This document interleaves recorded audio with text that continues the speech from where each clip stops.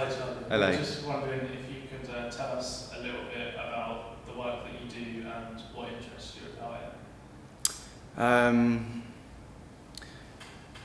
Well, it's funny because I've ended up working in two quite kind of disparate mediums that which are print, largely in terms of sort of publication design, and also moving image, which leans sort of somewhere between motion graphics and actual film.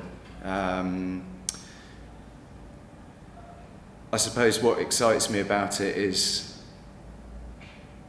I'm not sure. I've sort of seized up a bit for the camera, I think, because I could normally go on about this for ages, but I just enjoy experimentation, and I think that the formats suit that, I suppose.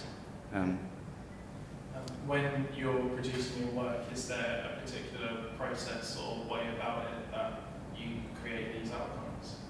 Yeah, I suppose slightly back to front in a way. I often start by just, to quote Darren, switching my brain to manual and my hands to conceptualize. So literally just testing different processes and performing visual tests which don't really have any sort of conceptual depth at all, and all the while doing those things simultaneously while I'm researching, so that it's not, I suppose the idea of purely researching for a whole section of time seems a bit too dry, so I like to be getting my hands dirty while I'm researching, and often the final piece will have absolutely no resemblance to any of the visual tests I've done, but it still somehow kind of feeds into the process. Do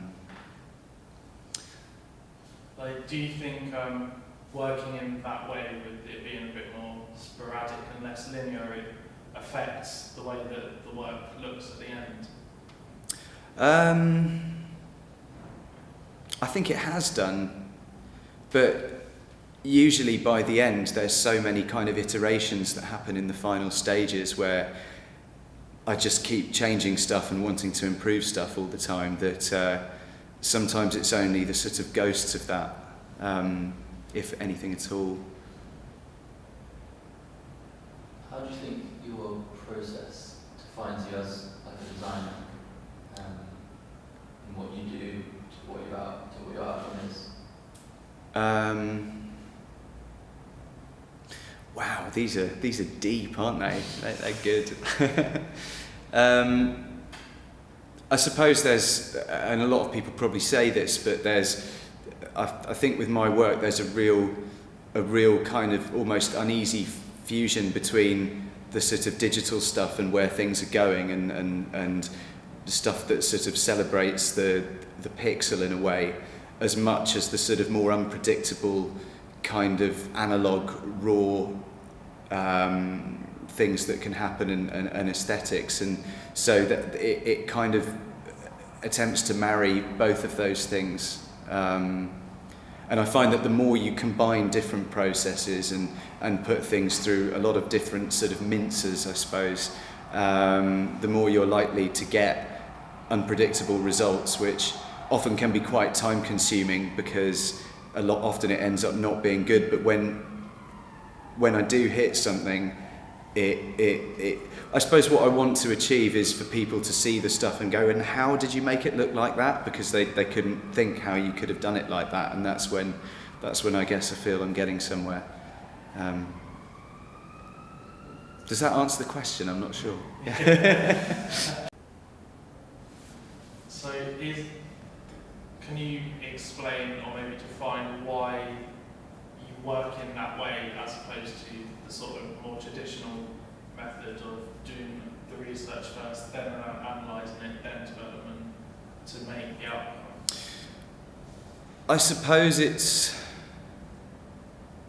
to do with I'm just someone who likes to do a lot of things at once, and I feel I work better if I'm sort of keeping busy in a lot of areas, and also if I was to say spend an entire month doing really, really in-depth research, then that's great, but those sort of cogs that work with the materials and the processes then start to get a bit rusty, So I feel like I need to kind of keep that machine oiled while I'm doing the research. So I'll do all these visual tests and things with different media, and often they'll be quite empty, and often they'll end up not having any bearing on the final thing, but still it'll have just kept things moving to the next thing, and that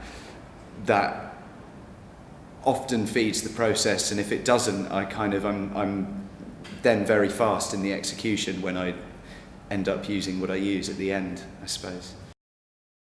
Just going back to the question about how this course has affected my life outside of design, because it's been so sort of intense, and I've tried to get as much out of it as I can, so I've put huge amounts of energies into it, but I've got all these other elements in my life, like we all do, and so I think before I did the course, for example, the recycling is collected on a Wednesday where I live, and so when I'd come home on Wednesday evening, the recycling thing would still be outside the house, and I'd go, I'll bring it in tomorrow. It doesn't, it'll be all right if I bring it in tomorrow. But obviously this is, unlike leaving the dishes and all these things that one puts off when one's busy. And what this has made me realise is that you've just got to do everything now. The second you see it, address it, and then nothing piles up. So I suppose it's created this kind of manic efficiency that perhaps wasn't there before. And it's very difficult to switch off, like after a project's finished, or, the project's finished and I don't have any freelance for a week or something, I could just really chill out, but then that side of the brain doesn't really turn off, so you just keep doing stuff, do something self-initiated, do something. So that's really positive.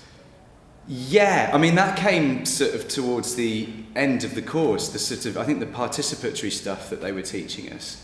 And sort of began it. I'd obviously done collaborative stuff before, but there's a real feeling now at the end that stuff is so much richer the more people you involve, just even if it's just consulting for feedback or for advice, but